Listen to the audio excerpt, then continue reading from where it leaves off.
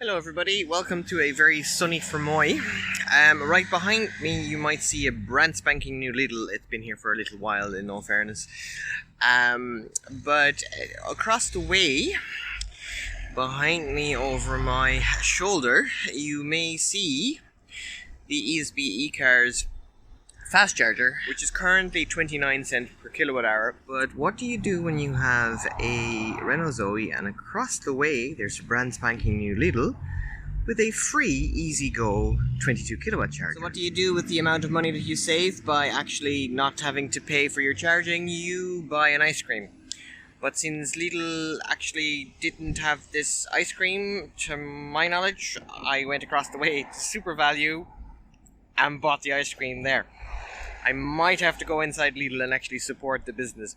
But anyway, these chargers are popping up all over Ireland. They're run by EasyGo, and I think the plan is to have about 200 of them installed. I'm gonna guess this year, but a good bit, and they're popping up all over the country. So anyway, that's just a short little update from me. I'm gonna go and enjoy my ice cream. One last thing before I go, I forgot to mention that the EasyGo RFID card now also works on the ESB Ecars chargers.